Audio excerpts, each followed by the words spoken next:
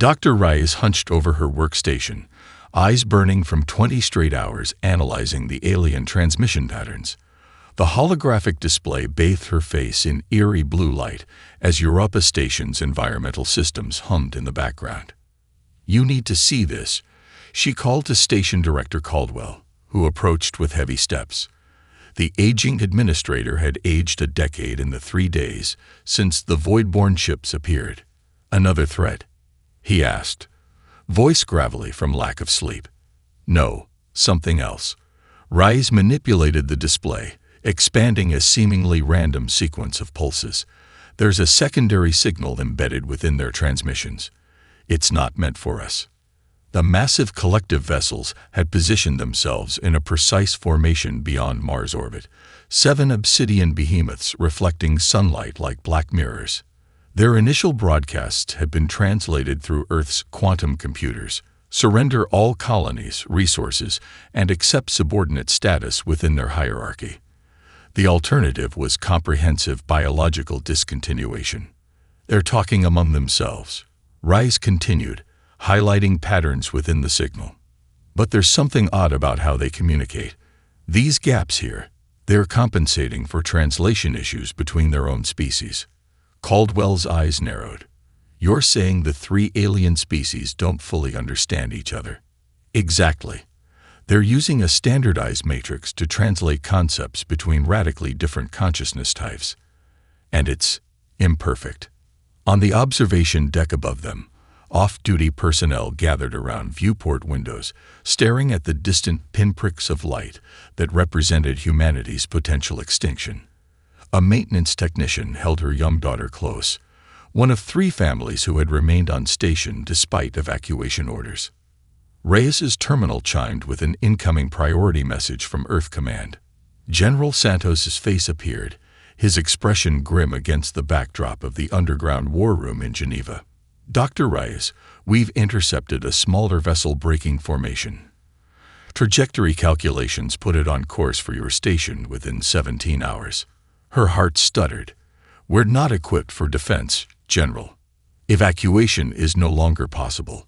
Our analysts believe they want your research team intact." He hesitated. "Your station detected them first. They may consider you valuable specimens."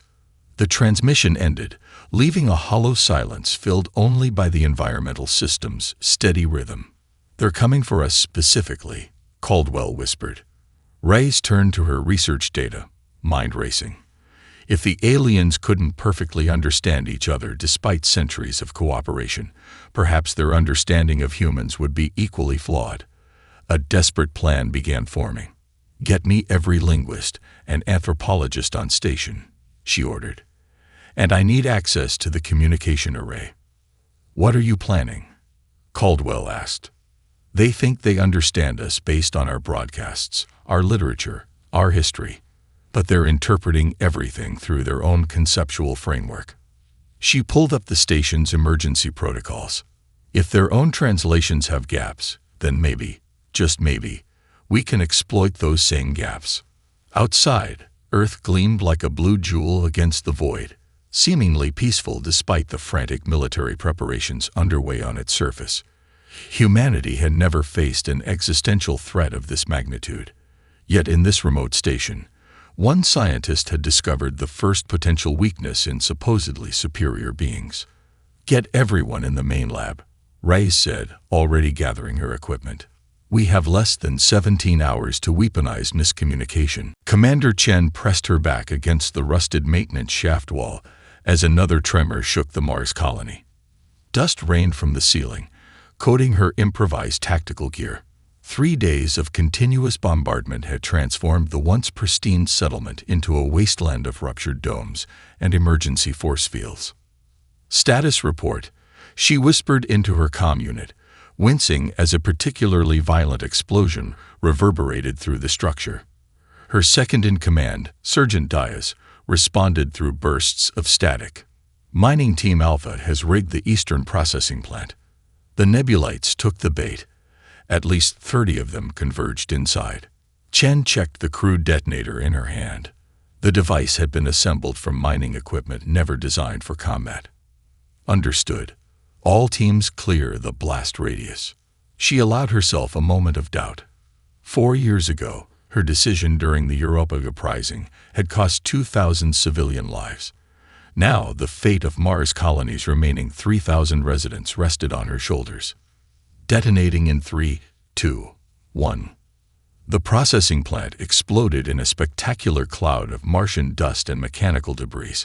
More importantly, the blast released concentrated silicon particles, harmless to humans, but devastating to the gaseous nebulites, whose molecular structure crystallized on contact. Their ethereal bodies solidified, trapping them in grotesque, frozen formations. Chen didn't wait to celebrate. All units, move to Phase 2. Rodriguez, is the dust storm system ready? Yes, Commander.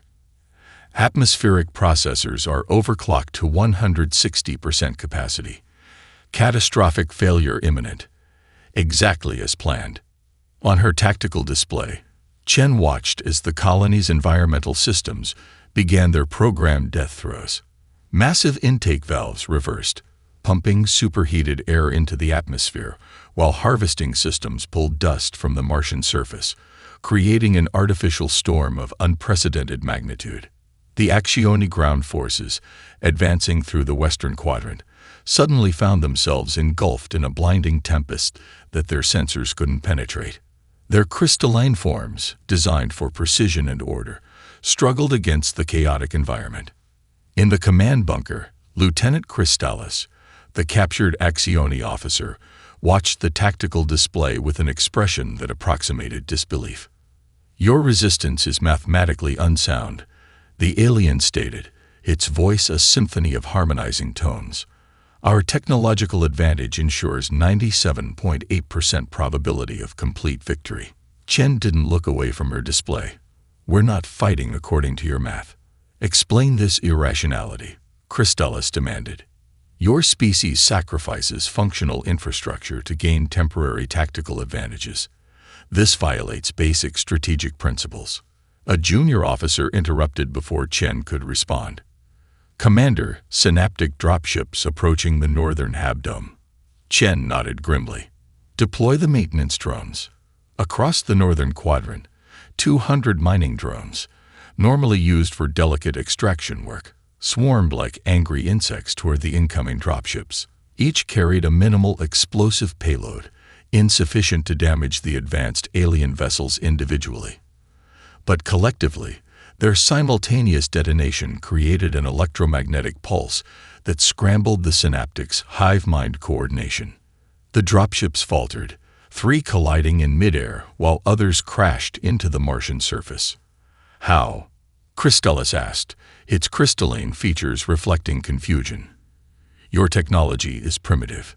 Chen finally turned to her prisoner, exhaustion evident in her eyes, but determination in her voice. "We don't need better technology. We need you to keep underestimating us." Outside, the storm intensified, buying the human resistance precious hours, while the evacuation of remaining civilians continued through the forgotten mining tunnels beneath the colony. Dr. Rice stared at the holographic projection hovering above the war room table. Fragments of intercepted collective communications floated like luminous ghosts in the dim light, color-coded by species origin. The underground facility beneath Geneva hummed with activity as analysts worked around the clock to process data from the Mars engagement. "You're telling me," General Okafor said slowly, "that their entire conquest strategy relies on imperfect translation." We nodded, his fingers dancing across multiple interfaces. "Not just imperfect, fundamentally flawed. Look here." He highlighted a sequence of Accioni communications. When they issue complex tactical commands, they're forced to simplify concepts for cross-species understanding. It creates blind spots. Rice manipulated the projection, bringing forward a nebulite communication stream. The nebulites exist partially in dimensions we can't perceive. Their language contains concepts that have no direct translation even between the collective species, let alone to human languages. "And the synaptics?" Okafor asked.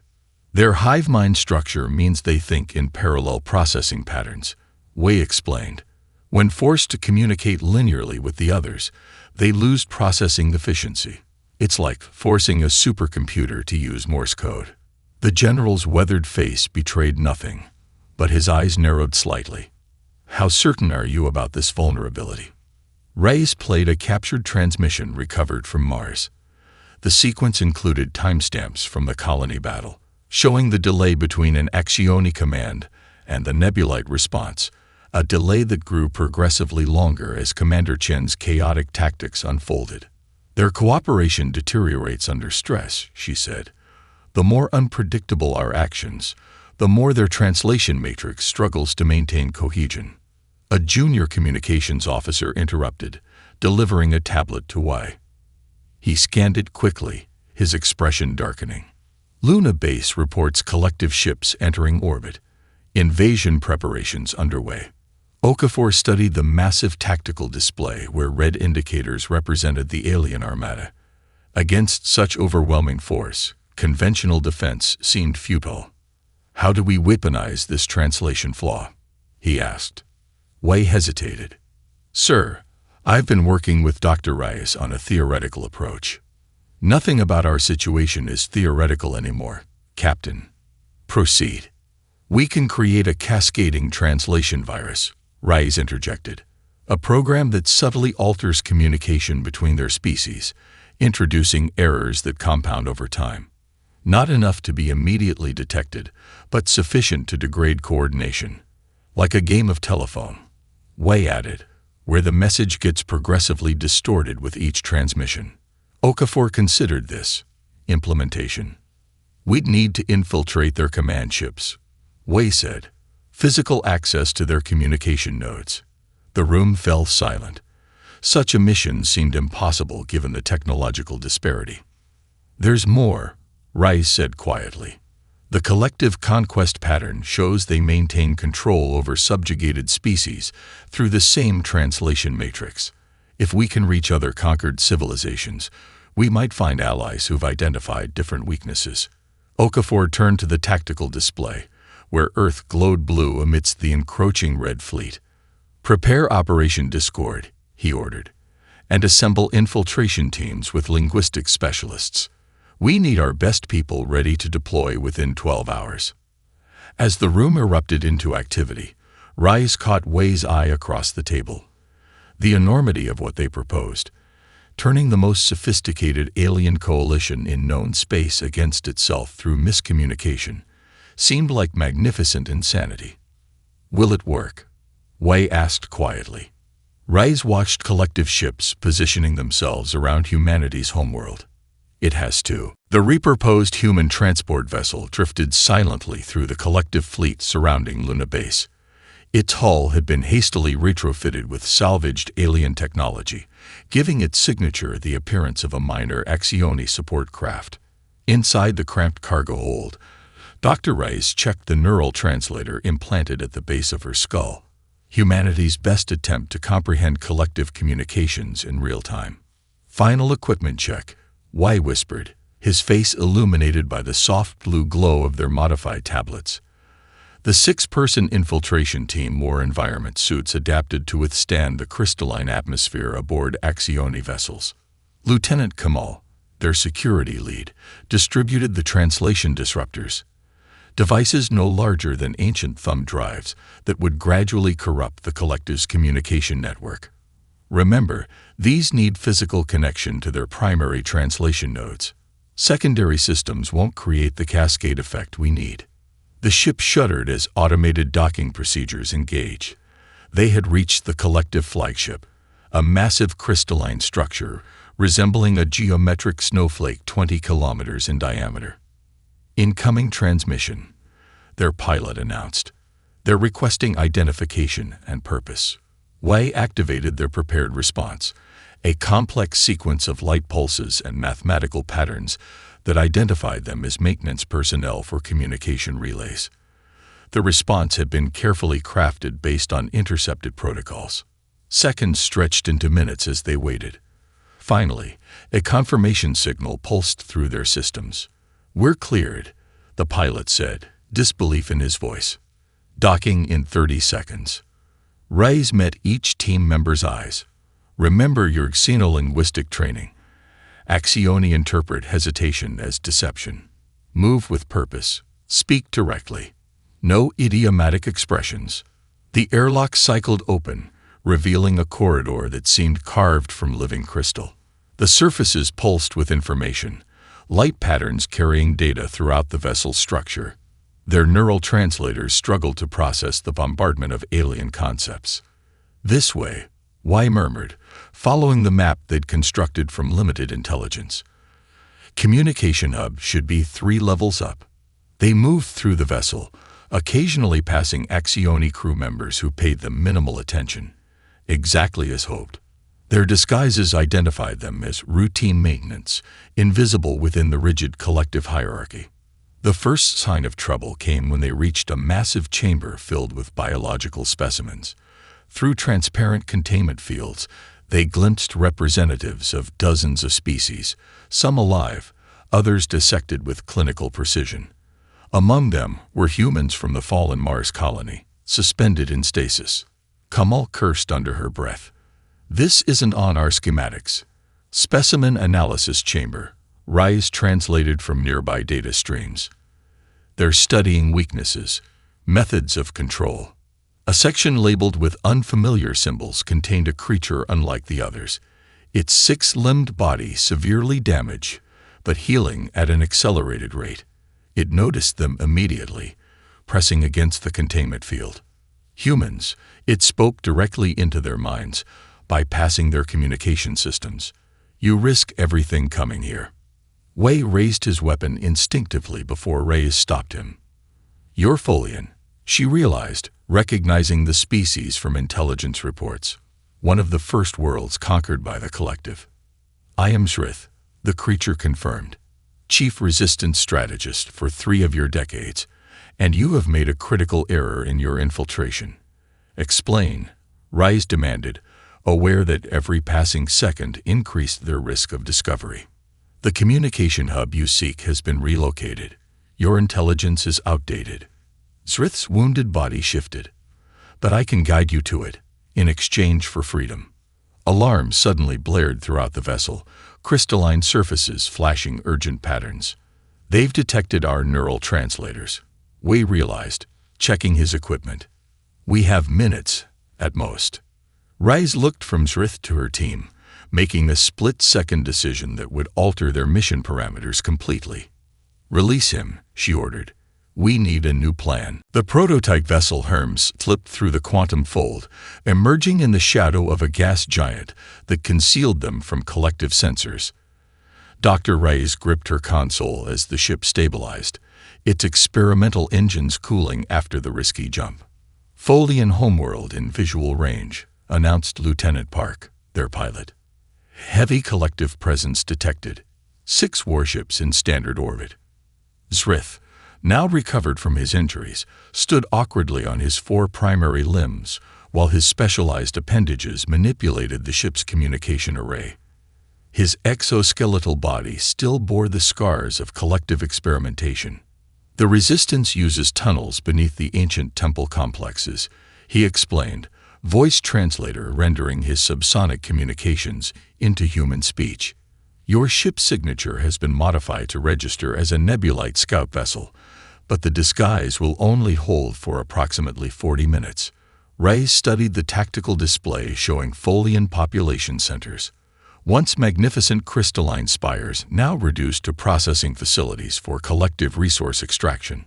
How do we make contact with the Resistance? She asked. We don't, Srith replied. They contact us. As if on cue, a series of coded pulses reached their communication array, mathematical patterns interspersed with what appeared to be musical notations. Wei analyzed the incoming signal. It's a navigational guide using some kind of cultural reference points. The epic poem of our first space voyage, Srith confirmed.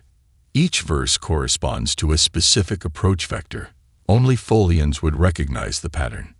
Park followed the cryptic directions, bringing the Hermes along a complex path that utilized the gas giant's magnetic field to mask their approach. After tense minutes of navigation, They entered the atmosphere of the Folian homeworld, descending through violet clouds toward a mountain range pockmarked with abandoned mining operations. There, Drith indicated a seemingly unremarkable ravine, the entrance to the underground network. The Herms landed with precision in the narrow space, immediately engaging its adaptive camouflage. Within moments, the ravine floor slid open, revealing a massive underground hangar where the ship was quickly lowered on a hydraulic platform. Reyes gasped as the hangar came into full view. Dozens of alien vessels were docked in specialized berths, small fighters, transports, and communication ships from at least 7 different species. Hundreds of beings moved purposefully through the space, a kaleidoscope of evolutionary paths working in coordinated harmony. "Welcome to Nexus Point 7, said a tall insectoid being approaching their ship as the airlock cycled open. "I am Commander Vexril of the Voshni Resistance. We've been expecting you, humans." Ray stepped forward. "You knew we were coming." "We've monitored your species' response to collective aggression with great interest," Vexril replied, compound eyes reflecting the hangar lights. "No other civilization has managed to inflict comparable losses during initial contact." The commander led them through the underground complex, where resistance members from conquered worlds worked at various stations. Meridian engineers with their 6-fingered hands calibrated equipment. Taurian navigators plotted collective patrol patterns on holographic displays. Voshni communication specialists monitored encrypted channels. "For 3 centuries, Vexril explained, resistance cells have operated independently across collective space. Each species discovered specific vulnerabilities, but none could exploit them effectively alone. They entered a circular chamber where representatives from 17 conquered civilizations gathered around a tactical display of collective territory." "What changed?" Wei asked. Vexril's mandibles clicked in what might have been amusement. "You did. Your translation virus has created unprecedented confusion within collective command structure. For the first time, we have an opportunity for coordinated action." Reyes understood the implication immediately. "You need us to bridge your resistance movements." "Precisely," Drith confirmed. "Humans possess a unique adaptability in communication we've observed in no other species. You can help us speak to each other." Around the room, resistance leaders from worlds spanning half the galaxy turned expectantly toward the human delegation. Commander Chen stood in Earth's orbital manufacturing facility, surrounded by holographic simulations of her experimental fleet. What had once been civilian cargo haulers, mining vessels, and atmospheric shuttles now bristled with hybrid weapon systems and modified engines. "The swarm configuration doesn't make sense," insisted Admiral Yamamoto, watching the simulation with obvious skepticism. "These vessels sacrifice armor and firepower for what? Unpredictability." Chen manipulated the display, setting a squadron of human ships against a simulated collective cruiser. The smaller vessels moved in seemingly random patterns before suddenly converging from multiple vectors, dispersing again before the cruiser's targeting systems could lock on. "Emergent behavior," Chen explained. "Like starlings or schools of fish. No central command structure to disrupt. No predictable patterns to anticipate." The simulation ended with the human vessels suffering significant losses, but the collective cruiser had been disabled through multiple precision strikes at vulnerable points. 40% casualties, Yamamoto noted grimly. "Against a ship that would destroy our conventional fleet without taking damage," Chen countered. "We're not fighting to preserve our forces. We're fighting to win despite losses." A technician approached with a data tablet. "Commander, Dr. Reyes has transmitted new specifications from the Resistance Network. The Taurians have provided targeting data for Axioni crystal resonance points." Chen nodded, immediately incorporating the information into her tactical models. The simulation ran again, this time with human vessels targeting specific nodes on the cruiser's crystalline structure. The projected casualty rate dropped to 28%. "Send this to all shipyard facilities," she ordered. "I want every vessel retrofitted with resonance disruptors within 48 hours. Across the facility, Engineers and technicians worked around the clock, implementing designs that would have been considered reckless or impossible weeks earlier. Traditional military doctrine had been abandoned in favor of asymmetric approaches that leveraged humanity's talent for adaptation. In a secured laboratory section, Chen met with Dr. Khatri, head of xenobiology research. The scientist's hands moved deftly over a containment field housing what appeared to be a neural network suspended in nutrient fluid. The synaptic neural scrambler is ready for field testing, Khatri reported. Based on the Voshny research, this should induce temporary individuality in drone units, breaking their hive connection for approximately 7 minutes, long enough to create critical confusion during combat. Chen noted. Production status. We've repurposed 3 pharmaceutical factories. Output is 500 units per day and accelerating. Chen moved to another station where engineers worked with a device that emitted subtle gravitational pulses and the dimensional anchors. The Meridian specifications were challenging, admitted the lead physicist. Their understanding of dimensional physics exceeds ours by centuries. But we've managed a working prototype that should restrict nebulite movement to conventional space for brief periods. An alert sounded throughout the facility. General Okafor's voice came through the communication system. All command personnel, report to central briefing. Resistance networks confirm simultaneous uprisings have begun on 7 collective worlds. The collective has initiated emergency protocols and is recalling vessels from Earth orbit to respond. Chen watched as tactical displays showed collective ships breaking formation, creating the first gaps in their blockade. They're reacting exactly as predicted, she said quietly. The translation virus is working. They can't coordinate an effective response across multiple fronts. She turned to her assembled team, faces showing exhaustion after weeks of relentless work. This is our window. Prepare all vessels for immediate deployment. We strike within 6 hours. Throughout Earth's remaining shipyards, the unconventional fleet prepared for launch, a desperate gamble built on borrowed technology, innovative tactics, and the collective knowledge of 17 subjugated civilizations united for the first time. Chaos engulfed the space surrounding Nexus Prime as Commander Chen's swarm fleet executed maneuvers that defied conventional battle doctrine.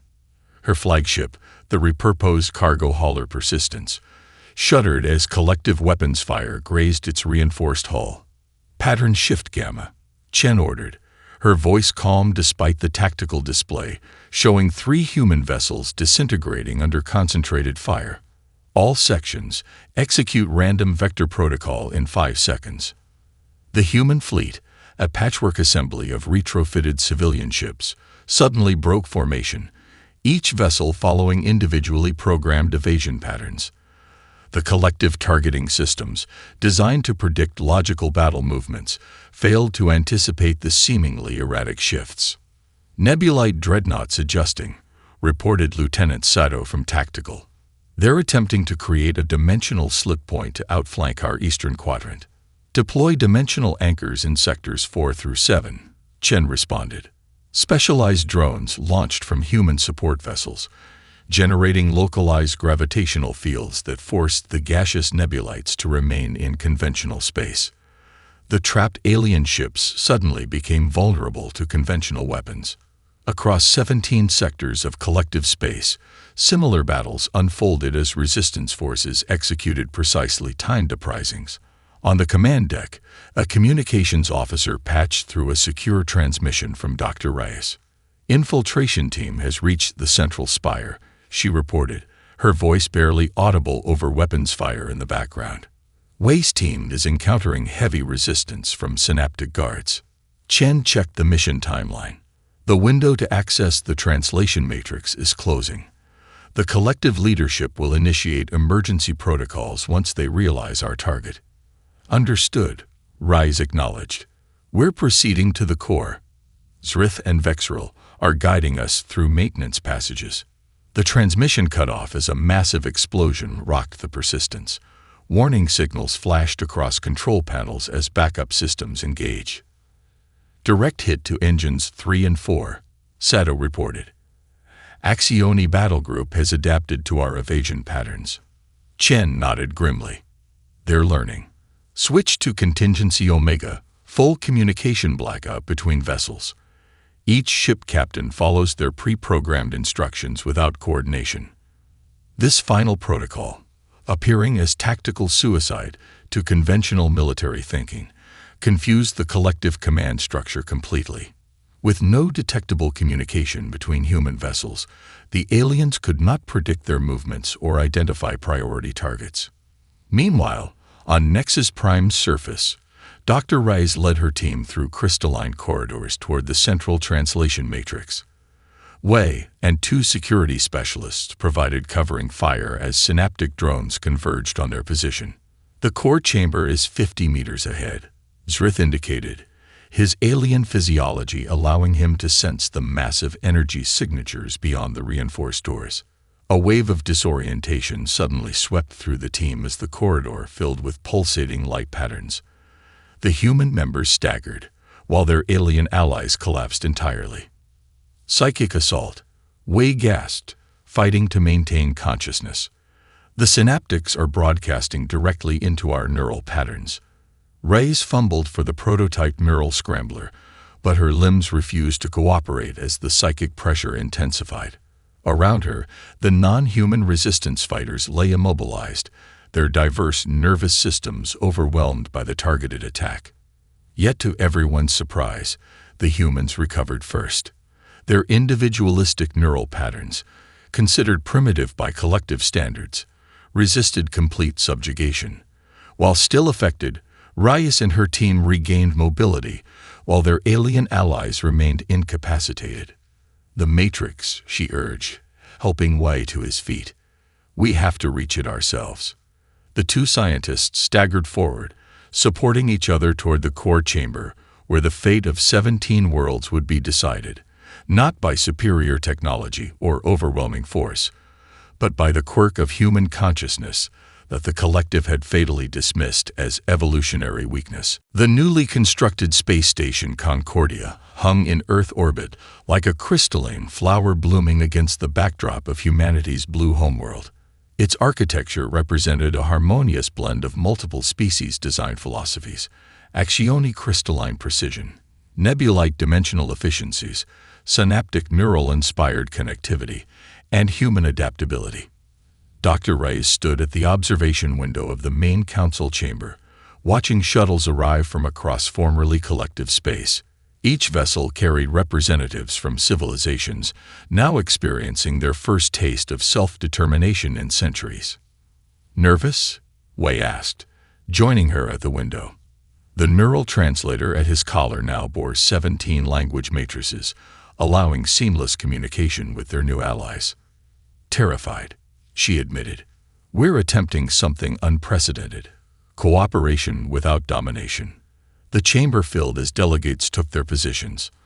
Unlike the rigid hierarchies of the collective, the seating arrangement formed a perfect circle with no position of prominence. General Okafor, now serving as Earth's chief representative, nodded to Reyes as she took her seat. "The inaugural council of the Galactic Accord is now in session," announced Zrith, his translator rendering his speech in 17 languages simultaneously. Crystallis, once a collective lieutenant, and now the representative of the liberated Axioni, rose first. The crystalline being's facets caught the light as they addressed the assembly. For 12,000 years, the collective operated on a principle of evolutionary superiority. We believed our advanced development entitled us to control other species. The Axioni's harmonics conveyed remorse. We now recognize this was fundamentally flawed. Our true strength comes from diversity, not conformity. Vexril of the Voshni resistance, now leading their world's reconstruction, spoke next. The collective's failure was one of imagination. They saw difference as weakness rather than opportunity. This council represents a new approach, each species contributing their unique evolutionary advantages while maintaining cultural autonomy. Okafor rose, his weathered face solemn. "Earth proposes the following core principles for our accord: mutual defense, technological exchange, cultural preservation, and collaborative exploration. He gestured toward the viewports where the combined fleet orbited, vessels of all shapes and designs now bearing the same insignia. Our differences very nearly destroyed us all. Now they will be our greatest strength. The discussion continued for hours as representatives debated the framework of their unprecedented alliance. When disagreements arose, human linguistic experts helped bridge conceptual gaps between radically different modes of thought.